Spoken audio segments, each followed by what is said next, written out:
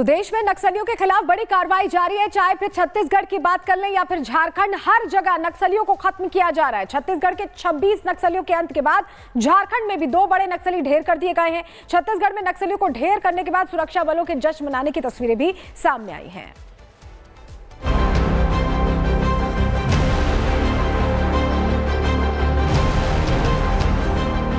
झारखंड से छत्तीसगढ़, तेलंगाना को अपने आतंक से खून की होली खेलने वाले नक्सलियों का सफाया करने के बाद भारत के इन वीर जवानों ने गुलाल से होली खेली।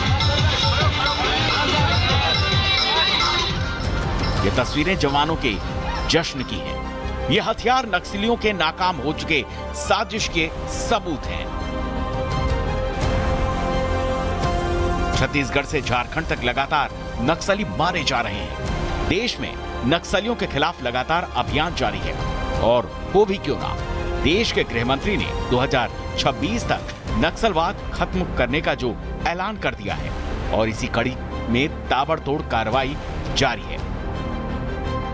इसी क्रम में आज ये बड़ी कार्रवाई झारखंड के लातेहार में हुई, जहां सुरक्षा बलों ने 2 इनामी नक्सलियों को एनकाउंटर में ढेर कर दिया।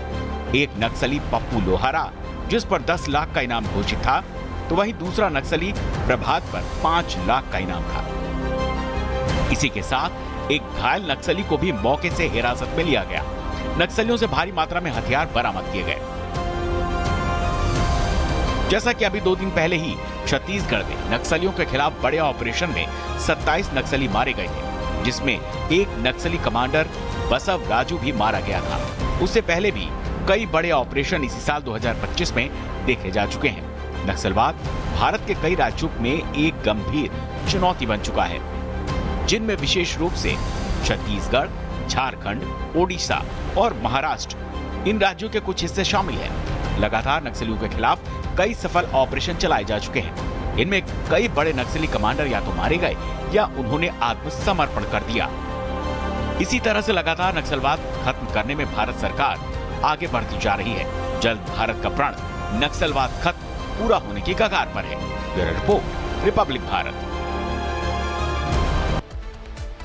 नक्सलियों के खिलाफ हो रही कार्रवाई को लेकर छत्तीसगढ़ के मुख्यमंत्री विष्णुदेव साय ने क्या कुछ कहा, आपको सुनवाते हैं।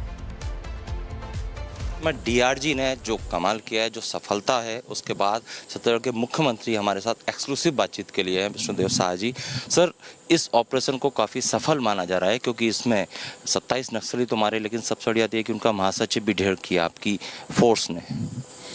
देखिए, नक्सलवाद के खिलाफ में हमारे जवान करीब 1.5 वर्षों से लगातार संघर्ष कर रहे हैं। कई ऑपरेशंस हुए हैं और ऑपरेशंस में लगातार सफलता भी मिल रही है, लेकिन अभी जो नारायणपुर और बोजमाड़ क्षेत्र में जो ऑपरेशन हुआ, हम कह सकते हैं कि अभी तक का ये सबसे बड़ा ऑपरेशन है, क्योंकि इसमें जो माओवाद का हेड कह सकते हैं, महासचिव, जो पोलित ब्यूरो का सदस्य भी था, बसव राजू गगन्ना, उसको हमारे जवानों ने न्यूट्रलाइज किया है और ये नक्सलवाद के लिए एक बहुत बड़ा झटका है। इससे नक्सलवाद बहुत कमज़ोर हुई है। आपने ये चीज़ कई बार कही कि बसव राजू की मौत से ये माना जा रहा है कि अब नक्सलवाद अंतिम दौर में है छत्तीसगढ़ में। बिल्कुल बिल्कुल। वैसे तो माननीय प्रधानमंत्री जी, गृह मंत्री जी ने ठान ही लिया है कि 31 मार्च 2026 तक पूरे देश से नक्सलवाद को समाप्त करना है और जिस दिशा में हमारे जवान लड़ रहे हैं, मुझे पूरा भरोसा है कि उनका संकल्प पूरा होगा। क्या लगता है इसी एग्रेसिव मोड में आगे भी ऑपरेशन होते रहेंगे? जी बिल्कुल होते रहेंगे। जब तक नक्सलवाद का खात्मा नहीं हो जाता है तब तक ऑपरेशन होते रहेंगे। एक अंतिम सवाल, क्या यहाँ छत्तीसगढ़ में, बस्तर में बंदूक की गूंज नहीं, विकास का शंखनाद होगा? बिल्कुल होगा। अब यहाँ पर शांति व्यवस्था कायम होते जा रही है और लगातार हम लोग नियत नीलानार योजना के माध्यम से यहाँ पर विकास लोगों के बीच में पहुँचा रहे हैं। अब यहाँ सड़कें बन रही हैं, बिजली पहुँच रही है, लोगों के घर में पानी पहुँच रहा है, यहाँ राशन पहुँच रहा है। अब नक्सलवाद सिकुड़ के थोड़ी जगहों में रह गए हैं, वो भी बहुत जल्दी समाप्त होने वाला है।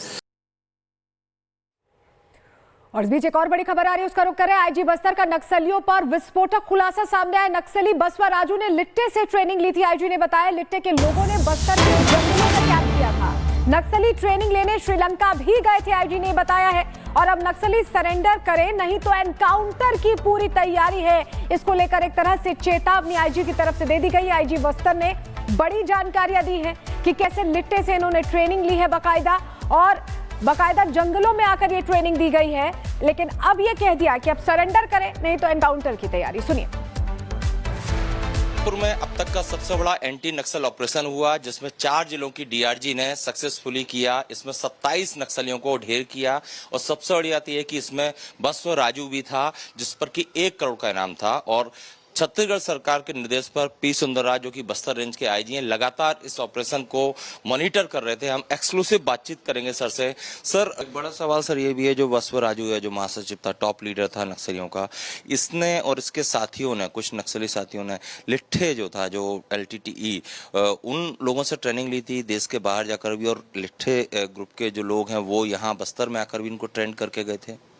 संपूर्ण जो CP मोदी संगठन एक हिंसात्मक गतिविधि के ऊपर आधारित संगठन है। हमेशा IED, एम्बुश, सिक्योरिटी कैंप्स के ऊपर अटैक करना है या सुरक्षा बल के ऊपर एम्बुश करना, इस प्रकार नकारात्मक गतिविधि से उनका हमेशा फोकस रहते थे।